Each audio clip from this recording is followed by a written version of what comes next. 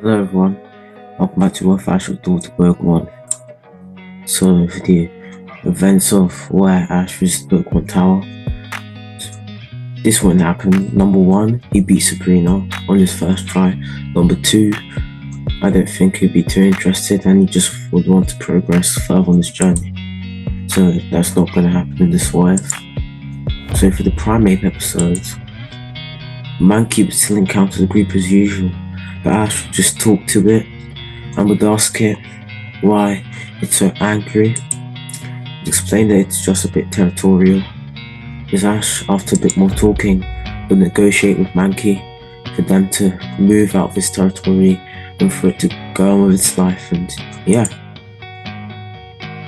Mankey would then go on with its life as Ash and Brock would move out of his territory. And now to the Celadon City gym episode. So Ash and Brock would arrive at Celadon City and would then immediately make their way to the gym. And the city would be covered in the scent of perfume, which would make Ash very uncomfortable. So they then arrive at the gym, where they would encounter Erika. Brock would be immediately infatuated as he found her incredibly beautiful. He'd ask her to marry him. Erika would politely decline. As then, Brock would then be told by Erika that even though she's not interested in him, maybe he could learn more about perfume and grass type Pokemon if he wanted to, if he went into the gym. And Brock would go in as he was willing to do anything to get Erika interested in him. As Ash would then talk to Erika, as Erika would ask Ash if he's here on this gym challenge, as Ash would say yes. As Ash would then mention that he doesn't like the excessive smell of perfume, that it irritates his nose, and that perfume is for people who smell and try to cover it up by using perfume.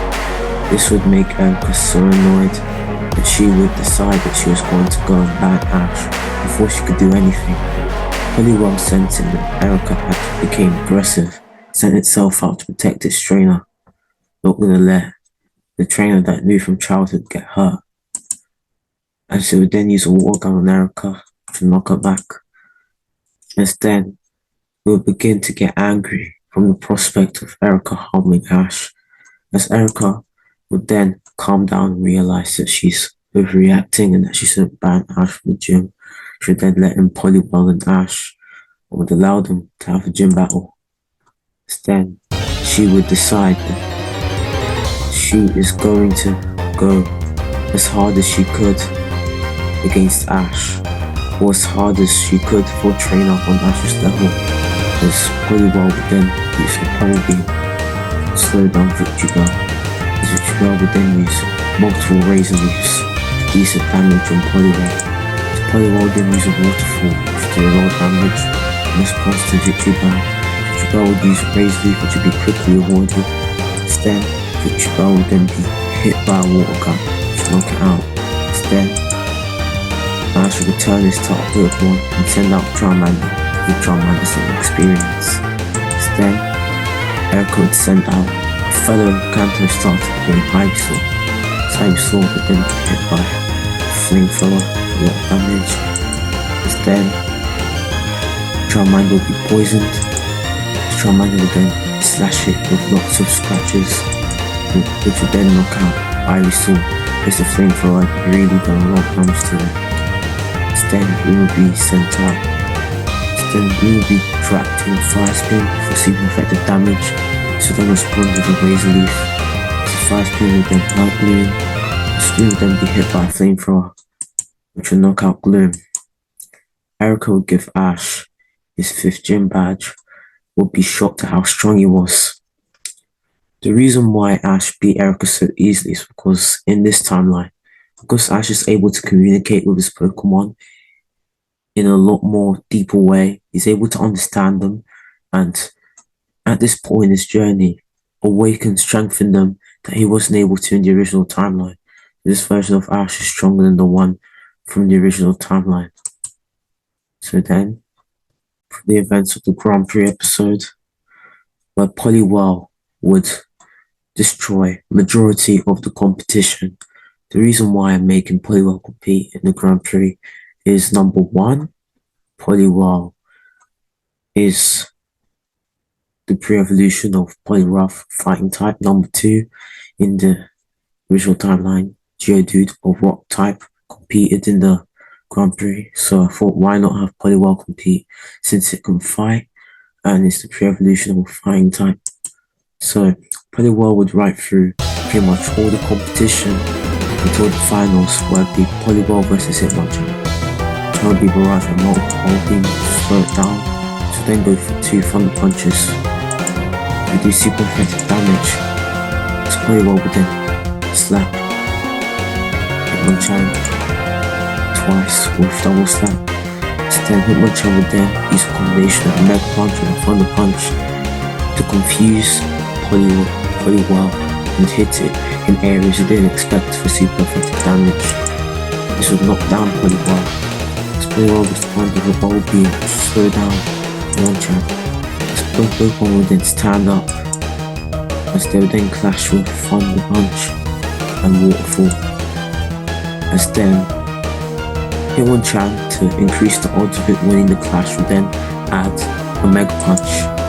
But this would do so much damage that it would awaken Poliwell's Torrent. This Torrent would then overwhelm Hitmonchan. As Hitmonchan would try to stand up, but would fall, as Poliwell was the winner of the Grand Prix. As Ash would return to start off Pokemon very happy, as Anthony would congratulate him and would ask if he could have Poliwell, and Ash would immediately say no, as he, in this timeline, he knew Poliwell since he was a little boy, and he had a very close bond with him, a bond that was even stronger than his bond with Pikachu at this point in time. Instead, Poliwell, Ash and Brock would celebrate the win. So now for the events of the Diglett episode. The reason why I'm covering this in this timeline is because Ash would be able to communicate with the Diglett, and he would understand that their habitat is being encroached on by the humans, as he would then decide to go and tell the construction workers to stop the project, as this was cruel to the Digletts. And after a lot of persuading, the construction workers would leave the Digletts' natural habitat alone. So now for the event of the Kroger episode, Ash would then go and would battle Kroger in his gym, as Kroger would notice Ash and Brock, as he would then decide to battle Ash, as Ash would use Charmander against Venomoth. Venomoth would then be hit by a super effective flamethrower, which would instantly take it out. Because of the experience that Charmander gained over the past few battles, it would then grow in size as its claws would begin to grow, as its head would grow in size as it would then evolve into Charmeleon. As Charmeleon would then go up against Koffing. Koffing would then be hit by a large flamethrower for a lot of damage. This would burn Koffing, as Koffing would then get back into battle position. This would then go for a Sludge Bomb to be avoided by Charmeleon. Instead, Charmeleon would then barrage it with multiple slashes which would knock it out. Then Ash would turn his Charmeleon. Instead, he would send up Cubo. He hadn't used Cubo much in his journey, and even though he had trained it a bit, he decided that it was time for him to actually use it in a practical, proper battle. Instead, Cubo would be sent out against Muck. And Cubo would like this, as it really enjoyed battling against Surge, and that now that it was going to have another battle, it was excited. So then use Bone Rush, which would hit the opponent twice for a lot of damage. So Muck would then go for Moon Blast, which would then be avoided. Then he would go for a Boomerang, which would finish off Muck. So then, from the experience it gained from beating such a strong Pokemon, it would grow in size, as it would then evolve into Gyro. As Ash would then return his Gyro and then send out Charmeleon. Instead, Charmeleon would begin to go back, then use multiple slashes on Golbat. Piece of damage, then Golbat would go for a Hyper Beam, which would finish off Charmeleon. Then Ash would send out the poison type of his own, being Arbok, which would intimidate Golbat. So Golbat would go for Crunch for a lot of damage. Then Arbok would then respond with Poison Fang, which would knock down Golbat, as Golbat would be on the verge of fainting. This would then be finished off by multiple Sludge Bombs. Then Erika would congratulate Ash on the battle, say it was a really close match, and it was a really good battle that he liked it. Instead, Ash would then go to the Safari Zone, as he would decide that he wanted to get an extra Pokémon. As he would then walk into the Safari Zone, where he would see a beaten down and bleeding Taurus, as Ash would then immediately rush to the aid of Taurus. He would get Taurus back on his feet, would then pull out a super potion that Brock had given him. The reason why Brock isn't in the Safari Zone is because he wasn't very interested in going inside. Then Ash would then use the super potion, which would heal Taurus, as Taurus would then thank Ash, as Ash would ask why Taurus was so hurt and what happened, as Taurus would then decide to tell Ash to follow it, as he would then go to Safari area where the Taurus and like other Pokemon lived. It's there in this area of the Safari Zone, they would see a Blaze breed Taurus beating up all of the other Taurus that were Cantonian and leaving them knocked out. As then I should then walk towards the Blaze breed Taurus, making sure he didn't step over the unconscious bodies of the other Taurus. As he would then walk towards the Blaze breed, I would ask it why it's doing all of this. As then Blaze breed Taurus would not want to talk to Ash, or decide that it just wanted to hurt him, as it felt territorial, thinking Ash was trying to question and threaten its rule on the other Taurus. Instead, the Taurus Ash had helped earlier would then come in with a Giga Impact to do a lot of damage to the Blaze breed Taurus, as Taurus would not want the Taurus that had been bullying its home to harass the trainer that had helped it. Ash then put two and two together and he realised that this Taurus was the one that had beat up the Taurus that he had found, and that it was bullying all of the other Taurus for some strange reason that he hopes to find out. Instead, the Blaze breed Taurus would respond to a flamethrower for a lot of damage. Instead, the Cantonian Taurus would then use a bulldoze, as in the process, all of the Taurus that were knocked out had gotten up and had escaped the battle. Instead, this would slow down Paldean Taurus. Instead, they both clash with the move Raging Bull.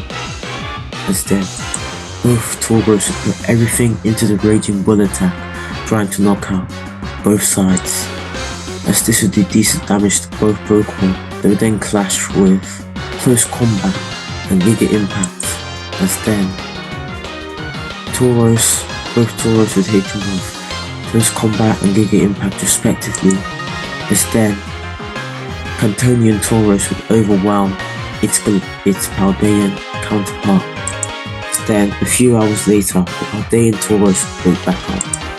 As now they've been beaten up and calmed down, Ash would then walk towards it and ask it what happened and why it was here, as he knew that the Safari Zone didn't bring Pokemon from all regions usually. It would say it used to be in its habitat in Paldea, but it was then, one day, peacefully living. It was then shot by a tranquilizer gun, put to sleep, and would then wake up in a van. And in the van, would be surrounded by Team Rocket grunts. As the Taurus would then be confused, as they then figure out that it was being transported illegally to the new region. Taurus would not want to be transported, try use a Raging Bull attack. Then you won't be able to use the attack. As the Team Rocket Bros would say, Tranquilizer's effects were very, very potent, and that everything's working with that. The Tranquilizer's effects are to not allow Taurus to use any moves and to put it to sleep, and that somehow Taurus woke up, but all of the other effects are working fine. Instead, the male grub would send out a Hypno, as the Hypno would then use a Hypnosis, which would then put Taurus to sleep. Then Taurus would then wake up in the Safari Zone, not knowing where it is, as we then see the Taurus that Ash had found, as we then use a close combat, which would then lower its defenses, but would leave the other Taurus beaten up and wounded. As in the present day, Paldean Taurus has finished its story. Then Ash would then look to his Taurus, to the Kanto Taurus, would then ask it if it wanted to be his Pokemon, as he liked it. As Taurus would say yes, as Ash would then catch it. Then he put it in his Pokemon belt, then go out into Fushia City, then tell Brock about how Team Rocket illegally smuggled the poor Paldea Taurus, and that he wants to find out who they are and get them busted and taken care of. Then for the events of the Stone Town episode, the brothers want to evolve their little brothers Eevee. Poliwell would then be offered the Water Stone, and it would accept, as it always wanted to be a Poliwrath, as it would then make contact with the Water Stone, as it would then grow in size and evolve into Poliwrath, as Ash would be happy. Then Ash and Brock would then make their way out of Stone Town, and now time to focus on the attack of the prehistoric Pokemon. So they'd make it into Grandpa Canyon, where they'll both meet Gary. Gary would then say that he was looking for some super strong Pokemon, as he's always wanted to take his Pokemon training career to the next level, as he wants to be the champion of Kanto. As he would then ask what Ash was doing here, as Ash would say that he was on his way to Cinema Island, as then Gary would say that he was also on his way there, and that he doesn't really need to challenge all the gyms, as he already has like 9 gym badges, and that he's only doing it for fun. Instead, he would say that it's time he sees how weak Ash really is, to then send out Blastoise, as Ash would then send out Poliwrath. As Gary would then say that it seems that Ash still had his childhood Poliwrath that he'd grown up with, and would ask if Ash could talk to it in a mocking way, as Ash would know that Gary knew and say yes, as he would then say that it's time for the battle. Then Poliwrath would go for the waterfall to do decent damage to Blastoise. Blastoise will use a Hydro Pump, decent damage. Then both Pokemon would then charge at each other, but then Poliwrath would then use this instance to use Submission on Blastoise for a decent chunk of damage. Instead, Blastoise would then respond with a Flash Cannon, which would do decent damage to Poliwrath, and then notice that Blastoise had heightened its defense, as Blastoise would go for a Skull Bash, which would then be hit by a Hydro Pump for decent damage. Instead, Blastoise would go for a Rapid Spin, as Poliwrath would then try and catch the Rapid Spin. Instead, Poliwrath would then be hit by Hydro Pumps along with the Rapid Spin for decent damage, which would then speed up Blastoise. Instead, Blastoise would then be hit by Submission attack once again. Instead, it would then respond with a Flash Cannon. Instead, this would blast back Poliwrath. Poliwrath would go for a Hydro Pump, as Blastoise would also go for a Hydro Pump. Just then, both Pokemon would then stand back up after seemingly being fainted, both of their torrent auras activated. As then, they would then charge both of their attacks, with Blastoise's defense being raised, as would then both hit each other with Skull Bash and Warpool, respectively. This would then cause an intense clash. This would then cause explosion. As the ground from beneath both Pokemon would then begin to crumble, as would then both end up in a cave down below where the prehistoric Pokemon was still alive and roaming. Ash would then stand up as he would wake up first, and would then wake up his starter Pokemon. Then, Aerodactyl would then come flying in, as it would then perch itself on a rock, as it would then scan the area and would lick its lips, looking at the potential meals that it had at its disposal. As Ash would then begin to talk to Aerodactyl, as Gary would then wake up and return his Blastoise, as would be terrified from seeing Aerodactyl, looking at him and Ash like they were both snacks. But Ash would already be trying to talk to Aerodactyl, so then tell Aerodactyl why it wanted to eat them. So Aerodactyl would say it was just hungry. As Ash would then say that, don't worry Aerodactyl, I can help you out with that. That you don't need to eat me or Gary. Ash would then pull out some Pokemon food that was left over by Brock, and that it was filled with lots of protein and meat for a Pokemon like Aerodactyl. I should say that in the modern world that he currently resides in, there's plenty of that kind of food for a Pokemon like Aerodactyl, as Aerodactyl would immediately gobble it up and would love it. As Aerodactyl would then say that now it wants to go and see the world above the surface if the food tastes like that. As he would ask for more, and Ash would provide it with more, as Aerodactyl would eat all of the food excitedly. As then Ash would pull out a Pokeball, ask it if it wants to come with him. Aerodactyl, wanting more of that kind of food, would immediately accept, and then be put in the Pokeball. But after being caught, then be sent back out, as Ash would ask it if it could fly him above the surface. As then Ash would point it off, and Aerodactyl would agree, above the surface world. As then both trainers would turn both Pokemon. As then Ash and Gary would then turn around.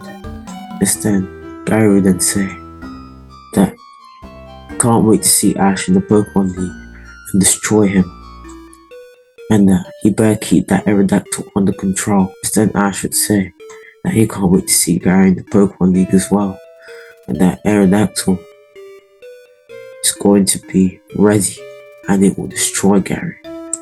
Then Gary would walk away coughing. As then Brock would then show back up and would ask Ash what happened. Ash would then brief Brock on what happened, as Brock would say that it's good that they had so much leftovers and that it saved him and Gary's life. As then Brock would ask how they're going to get to Cinema Island, as Ash would say that they could go by ferry, but that was way too long as they wanted to get there immediately. But Ash would then send out his Aerodactyl that it could transport them to Cinema Island by flight. Ash would then ask Aerodactyl if it wanted to fly to Cinema Island, and I think this is where I leave it off here.